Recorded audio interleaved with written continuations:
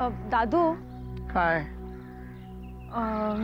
मी काय म्हणते, बोल, काय म्हणतेस? तुझं काय म्हणणं आहे का? हो म्हणजे आई असं म्हणत होती की काय म्हणत होती प्रतीक्षा?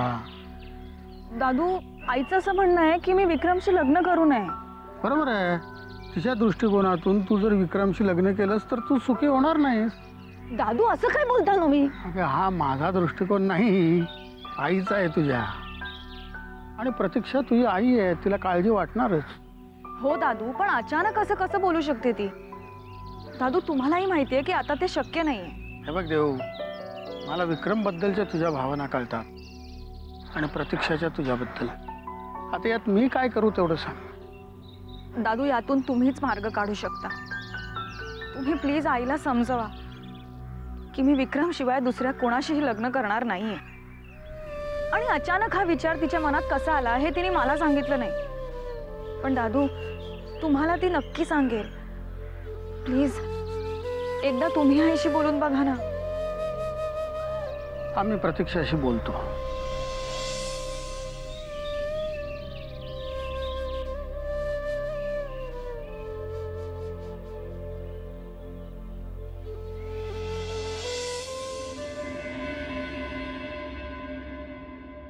वैसे चहा. खंडू, जी साहेब. आम्ही बनवतो चहा. बाहेर गुलाबाची रोपटी आणली आहेत ना, ती माळ्याला सांगा लावा म्हणून. जा. जी साहेब. साईमा, तुम्हाला कॉफी देऊ? नाही, कॉफी नकोय मला. प्रियदर्शनीला बोलवा नाश्त्यासाठी. जी. रणवीर, अजय, बघा काय छापून आले ते, आणि ते फोटो सकट. बघा दोघं कसे मजेत आहेत ते. काय उपयोग झाला तुमच्या धमकीचा? उलट त्यांना प्रेमाचं भरता आलंय आणखीन. बघा हा फोटो, डोळे फाडून बघा आणि काहीतरी करा. आम्ही देवयानीच्या आईला जी धमकी दिली होती ती साधीसुधी नव्हती. आम्हाला वाटलं होतं हे प्रकरण इथेच संपेल, पण नाही, हे प्रकरण अजून चालूच आहे. मग आता आपण काय करायचंय? आपण नाही, आम्ही करणार. आता जे काही करायचं ते आम्हीच करणार. त्यांना त्यांची जागा दाखवून दिलीच पाहिजे. आता आमचे फासे आम्हीच फेकणार. जे काही करायचंय ना ते लवकर करा रणवीराचे.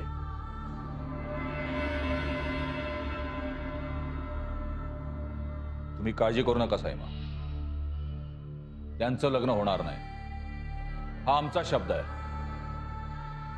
आता देशमुखांच्या घराला ग्रहण लागणार आहे.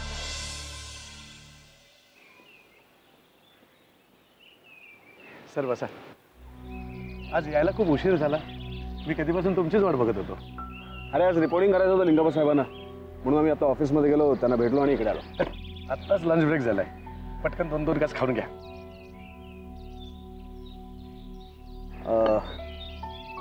नाही राम, तू जेवून घे. काय झालं, आम्ही आता लिंगाबा साहेबांना भेटायला गेलो होतो, तिथेच आमचा भरपूर नाश्ता झाला आहे आणि आमचं खरंच पोट भरलं आहे. त्यामुळे तू जेवून घे. खरंच सर, आईने तुमच्यासाठी खास भाकऱ्या पाठवल्या.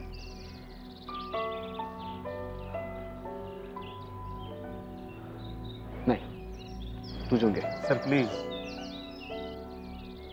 आत्ताच लंच ब्रेक झालाय, सगळ्यांनी खाऊन घेतलंय. तुमचीच वाट बघत होतो. निदान मला कंपनी म्हणून तरी 2 घास खा ना सर, प्लीज.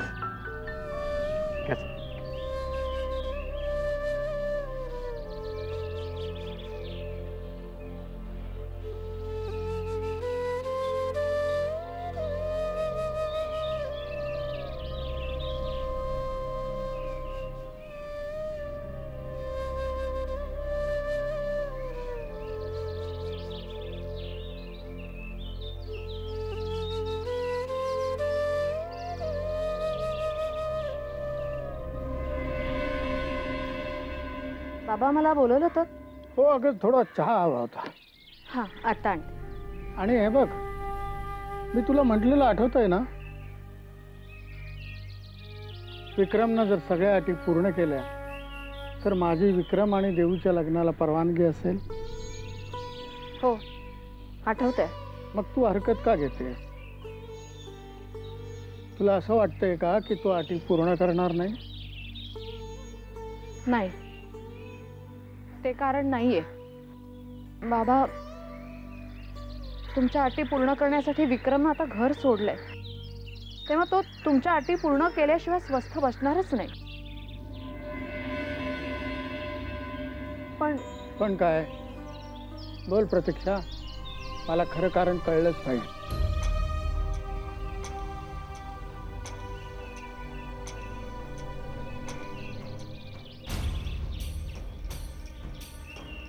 प्रतीक्षा, मला रणवीर राजेंचा फोन आला होता. काय म्हणाला तो? त्यांचा या लग्नाला पूर्ण विरोध आहे. हे लग्न होऊ नये म्हणून त्यांनी माझ्यावर दबाव आणायचा प्रयत्न केला. आणि म्हणून तू हा निर्णय घेतला? खरं सांगायचं तर हो, कारण कुठल्याही आईला लग्न झाल्या झाल्या आपली मुलगी विधवा व्हावी असं नाही ना वाटत. काय म्हणलीस तू? बाबा, आतापर्यंत त्यांनी हे लग्न होऊ नये म्हणून आपल्यावर दबाव आणायचा, आपल्याला धमकावायचा खूप वेळा प्रयत्न केलाय. पण आता तर हे लग्न झालं तर विक्रमला ठार मारायची धमकी दिली त्यांनी. माझ्या मुलीच्या भल्यासाठी आता या लग्नाला विरोध केला. माझं काय चुकलं बाबा, सांगा ना. तुम्ही गप्प का? माझं चुकलं का? केवळ धमकीला घाबरून तू या देवयानीच्या लग्नाला नकार देत असतील तर हे बरोबर नाही. असो, मी बघतो सगळं. बस तू आता फर्स्ट क्लास चहा करून आण बरं.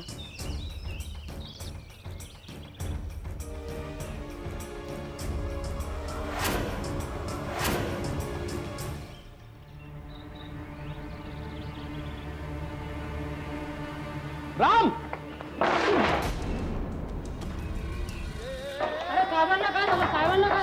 सर काय झालं?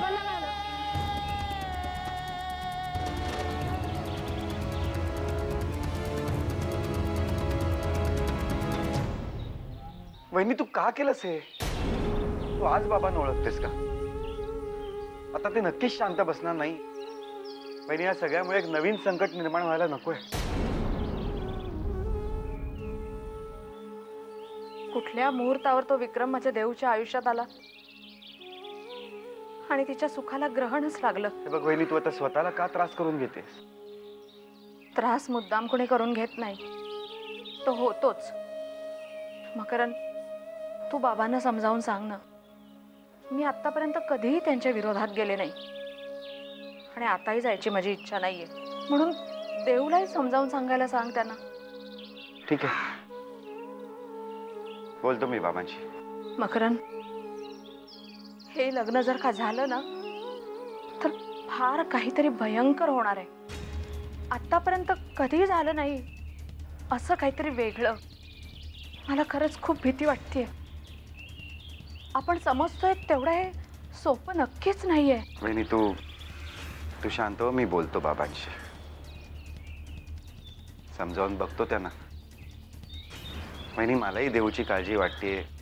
तू म्हणतेस त्याप्रमाणे रणवीर राजेंच्या धमकीची मला भीती वाटते. तू काळजी करू नकोस. मी बाबांशी बोलून बघतो. ठीक आहे.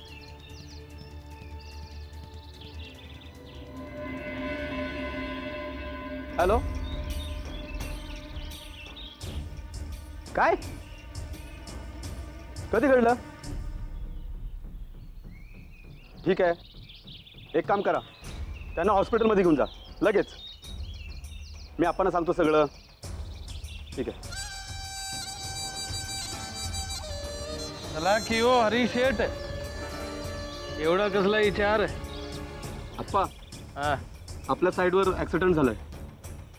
विक्रमादित्य खूप जखमी झाले. बसा बसा बसा. डॉक्टर, आमच्या सरांना बघा ना काय झालं. काय झालं त्यांना? आमच्या कन्स्ट्रक्शन साईटवर त्यांचा ॲक्सिडेंट झाला. बघू. बापरे, ब्लिडिंग खूप होते. या या, यांना ओटी मध्ये शिफ्ट करा.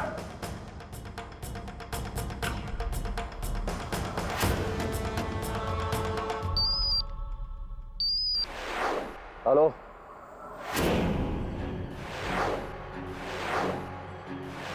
काय? कुठल्या हॉस्पिटलमध्ये आहेत? पोचतो.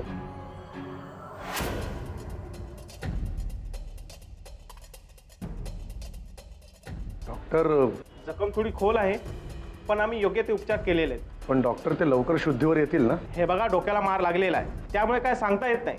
पण ते शुद्धीवर आल्यावर आम्ही तुम्हाला कळवतो. तुम्ही जरा बाहेर थांबा. ठीक आहे.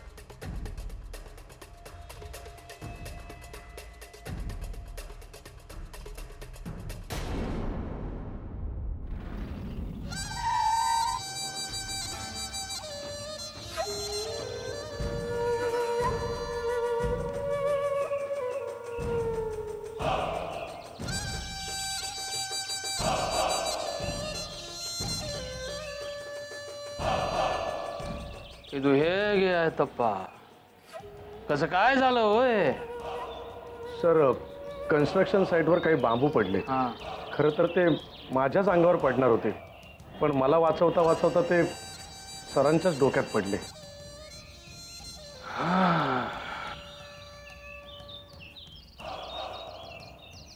फार लागलं का हो? ब्लिडिंग खूप झालंय, अय्यो. पण डॉक्टरांनी अजून काहीच सांगितलेलं नाहीये sir. Shiva Mahadeva. Sir sir sir sir तुम्ही नक्की सांगू शकाल का काय झालं ते? म्हणजे विक्रमादित्य राजशिके तुमच्याच साईटवर काम करत होते ना? ಹೌದು ಹೌದು, ನಮ್ಮ ಸೈಟ್ನಲ್ಲಿ ಮಾಡೋದಿಲ್ಲ, आमच्याच साईटवर. ಒಳ್ಳೇದು मनुष्य, भला माणूस. यांना वाचवायला गेलं आणि त्यांच्याच डोक्यावर बांबू. हा. पण मग सर आता तुम्ही काय करणार? कारण इतका मोठा माणूस अशा प्रकारे तुमच्या साईटवर काम करताना जखमी होणं ही काही साधीसुधी गोष्ट नाही. चूक झालं की कान पकडतो. खर तर त्यांचं भाऊ, ते काय नाव त्याचं, ते रणवीर राज. हा, रणवीर ताकीद ಮಾಡ್ತಿಲೋ. ताकीद दिलं होतं की विक्रमादित्याला कुठलं पण नोकरी द्यायचं नाही म्हणून. पण एक ह्युमॅनिटी, माणुसकी म्हणून आम्ही काम दिलं. हे झालं ठीक आहे, पण आमचं खाली करा होय. काय चुकलं? काय चुकलं?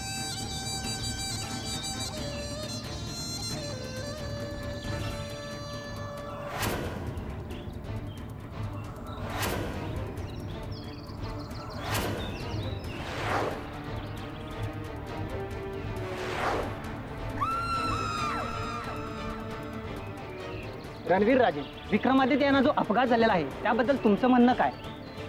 म्हणजे हा नक्की अपघात होता की घातपात? आणि विक्रमादित्य हे महादेव बिल्डर्सकडेच कामाला होते आणि तिथेच हा अपघात झालेला आहे. हे बघा, आम्ही तुम्हाला काही सांगायला बांधील नाही आहोत. आम्ही आमच्या भावाला पाहायला आलो. त्यांची चिंता आम्हाला जास्ती आहे. आम्ही स्टिचेस घातल्यात आणि त्यांच्या जीवालाही काही धोका नाहीये.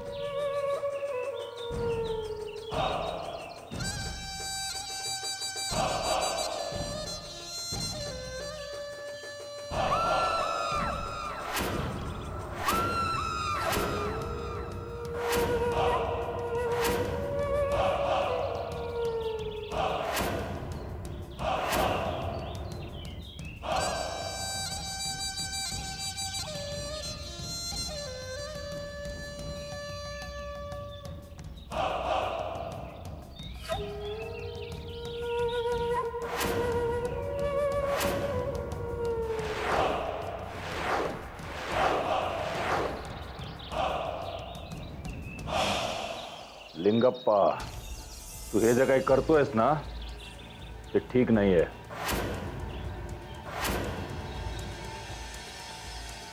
तुझ्या डोक्यावर कुणाचाही जरी हात असला तरी तू आमची बरोबरी करू शकत नाहीस. काजव्याने कितीही प्रयत्न केला तरी तो सूर्य बनू शकत नाही. आदित्यराजे वेडे होते. एक मिनिट, ಇಲ್ಲಿ ಬರ್ರಿ. याರಿಗೆ ಹುಚ್ಚು? वेड कोणाला? यांचं भाऊ तिकडे हॉस्पिटल मध्ये इंजर्ड आणि यांचं भाषा दादागिरीचं. थू निन्ना Lingappa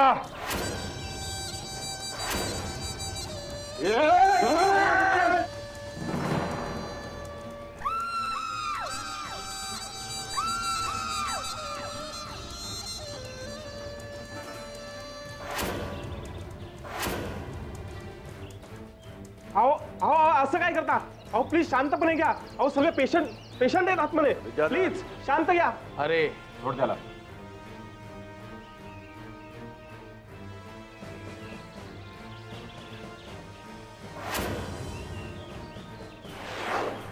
Vidyadhar,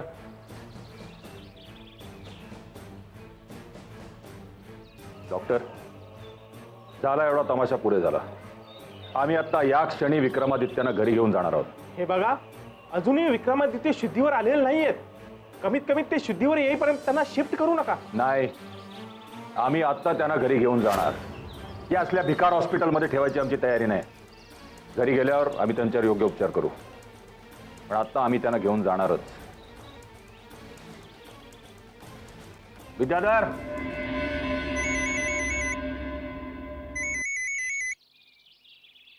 hello. Hello hello, कोण? देवयानी मॅडम का? हो, कोण बोलतंय? मॅडम मी राम बोलतोय, विक्रमादित्यांचा मित्र. हां तुम्हाला एक सांगायचं होतं म्हणून फोन केला. हां, काय झालं? तुमचा आवाज का असा येतोय? विक्रम ठीक आहे ना? मॅडम, त्यांचा ॲक्सिडेंट झालाय. काय? त्यांच्या डोक्याला खूप मार लागलाय. नाही, पण डॉक्टरांनी सांगितलंय काळजी करण्याचं काही कारण नाही. पण सर बेशुद्धच आहेत अजून. आणि मुख्य म्हणजे रणवीर राजे त्यांना घरी घेऊन जायला आलेत. हो मॅडम, मॅडम प्लीज प्लीज तुम्ही इकडे या ना, जनसेवा हॉस्पिटल. हो हो, मी लगेच निघते.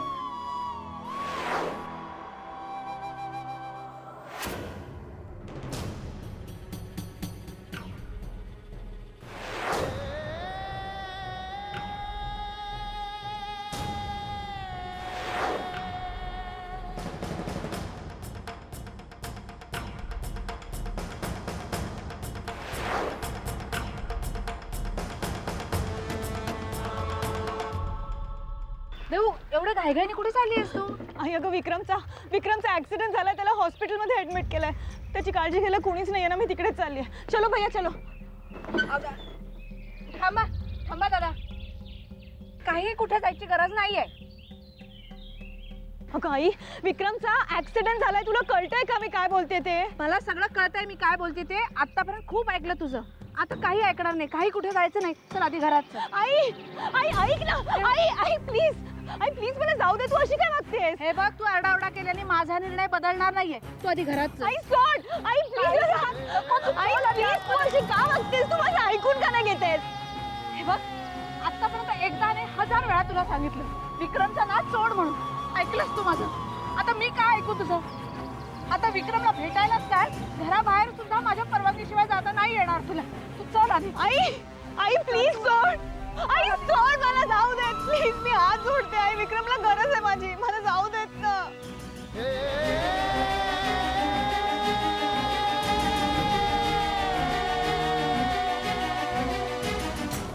आई कुठे जायचं? आई प्लीज. आई, मी वेळात गेले नाही ना तर भैयाचा विक्रमला घेऊन जातील ग. हे बघ, त्या विक्रमचं काय व्हायचं ते होऊ दे, पण तू बाहेर जायचं नाही आता त्याला भेटायला. प्लीज आई, तू असं का करतेस? आई, मी पाया पडते तुझ्या. देव तू. मी नाही तिकडे. माझा विक्रम हॉस्पिटल. खबरदार, त्याचं नाव पुन्हा इथे घेऊ नको. काय व्हायचं असेल ते होऊ दे, पण तुला मी जाऊ देणार नाही. आई प्लीज. तू अशी नाही ऐकली. तू आधी आतू कुठे जायचं नाही, सांग आईला. तू आधी आतू. नाही ऐकलं तुझं.